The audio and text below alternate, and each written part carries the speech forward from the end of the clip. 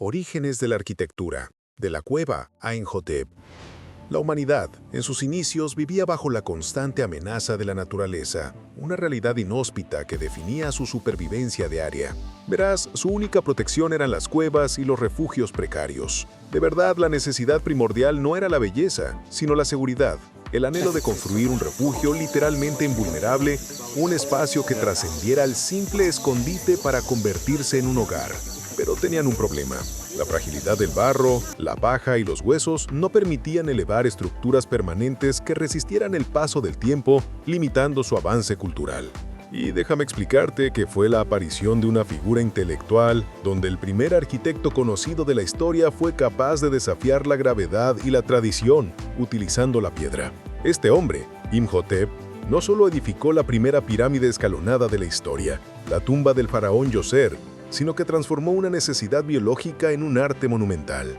Pero fijémonos en esto, ¿cómo un simple constructor alcanzó esa edificación y qué secretos de ingeniería se esconden en esa primera montaña de piedra que catapultó a Egipto hacia la eternidad? Y en este video te revelaré paso a paso la fascinante historia de cómo la arquitectura pasó de ser una mera casualidad a un acto intencional de ingeniería. Además, el legado que Imhotep nos deja con la intriga de cómo se perfeccionó esta técnica geométrica. Aprenderemos que la arquitectura griega no solo fue bella, sino que introdujo a un debate que aún domina el diseño moderno: la función versus forma. Así que si el contenido de este video te parece interesante, no dudes en dejar un like y suscribirte. Y dicho esto, empezamos. Alrededor de 40.000 a.C. hasta 3.500 a.C., encontramos la fascinante historia de la arquitectura que pasó de ser una mera casualidad a un acto intencional de ingeniería. El punto de partida, claro, es un mundo dominado por el nomadismo. La situación inicial es la supervivencia en el Paleolítico superior. Los primeros seres humanos, hace unos 40.000 años, no construían, simplemente habitaban. Su primera arquitectura fue la modificación de cuevas naturales, buscando un resguardo inmediato contra el clima y los depredadores. Resulta interesante que este acto, aunque primitivo, ya denota la intención de mejorar el entorno, el primer germen del diseño. Para explicarlo simple, esta era se caracteriza por la inestabilidad. Primero fue la creación de las primeras estructuras semipermanentes hace 15.000 años, usando huesos de mamut y pieles en las estepas heladas de Ucrania. Esto ya era un intento de llevar el refugio consigo, pero seguía siendo efímero. Pero fijémonos en esto. La verdadera chispa llegó con la revolución neolítica, alrededor del 10.000 a.C. La invención de la agricultura y la domesticación de animales hizo que el ser humano se volviera sedentario. Entonces la necesidad imperiosa de construir algo que durara. Justo aquí nacen los primeros asentamientos estables como Jericó, con sus famosas murallas de piedra que datan de 9.000 a.C. y son un testimonio de la organización social. Pero en este periodo, el material dominante y revolucionario fue el ladrillo de barro secado al sol, el adobe. Un invento que permitió a asentamientos como Çatalhöyük, que cerca de 7.500 a.C. en Turquía, levantar casas adosadas. Y es que en Çatalhöyük, la gente accedía a sus casas desde el techo, usando la azotía como la calle. Literalmente en el año 3.500 a.C., con el surgimiento de ciudades en Mesopotamia como Uruk, la construcción se vuelve una cuestión de estado, de planificación. Déjame explicarte por qué la arquitectura ya no era solo un hogar, sino una manifestación de poder a través de los templos y zigurats. Alrededor de 3.100 a.C. a 2.700 a.C., el personaje central, en este caso la sociedad o el faraón, tiene un objetivo claro.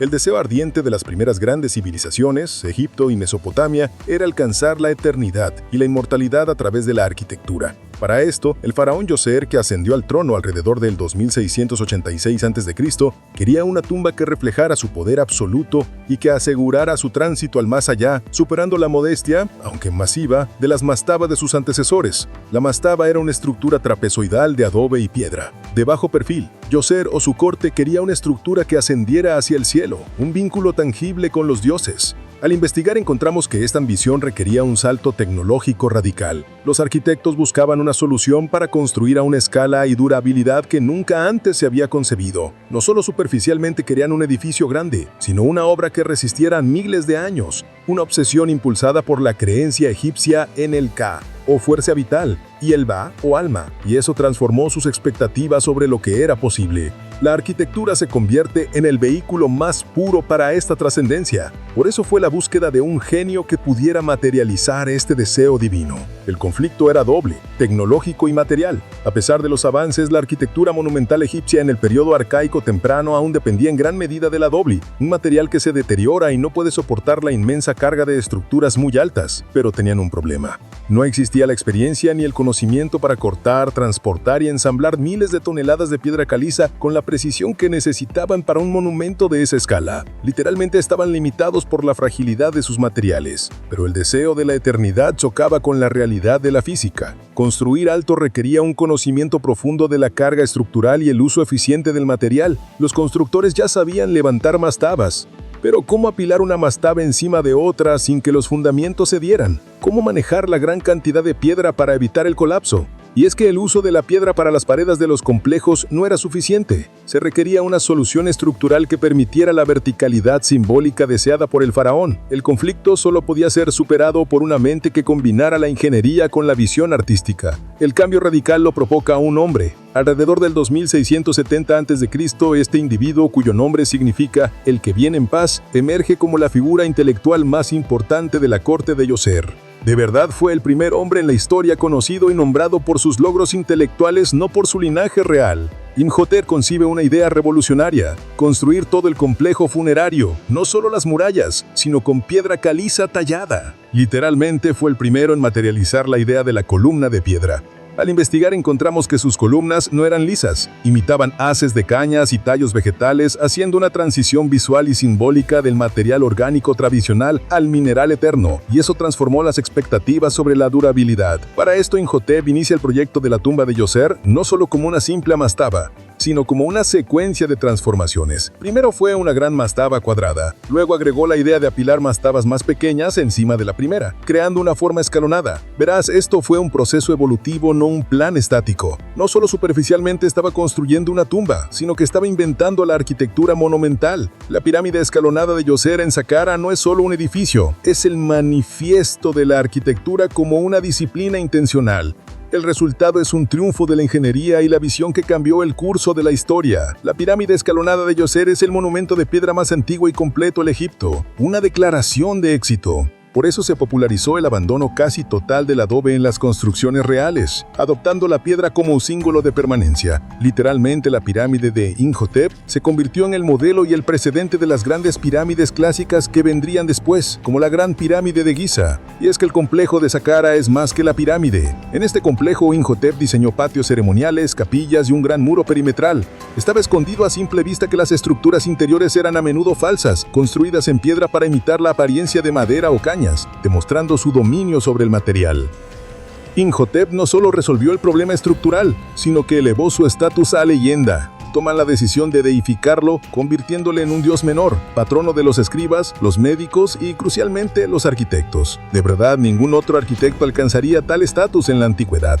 Este logro solidificó el poder del faraón y redefinió el propósito de la arquitectura. No solo proteger el cuerpo, sino glorificar el alma. El legado de Imhotep nos deja con la intriga de cómo se perfeccionó esta técnica geométrica hasta las pirámides posteriores. Pero fijémonos en esto. Imhotep fue un genio de la verticalidad y la estabilidad. Pero ¿qué sucede cuando la arquitectura deja de mirar hacia el cielo y comienza a mirar hacia el hombre? ¿Cómo se pasa de la severidad del antiguo Egipto a la gracia y la proporción de la Grecia clásica? Déjame explicarte por qué la arquitectura griega no solo fue bella, sino que introdujo un debate que aún domina el diseño moderno: la función versus forma. Mientras investigaban, descubrieron este secreto. Los griegos no solo construyeron templos, sino que crearon un sistema de proporciones como la proporción áurea, que intentaba reflejar la perfección matemática del cuerpo humano.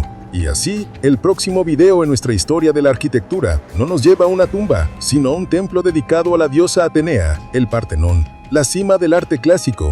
¿Qué secreto esconde la proporción áurea que la convirtió en el patrón de la belleza? ¿Y cómo se relaciona el modulor de Le Corbusier con los planos de Imhotep? Y eso transformará tus expectativas sobre la belleza en la construcción.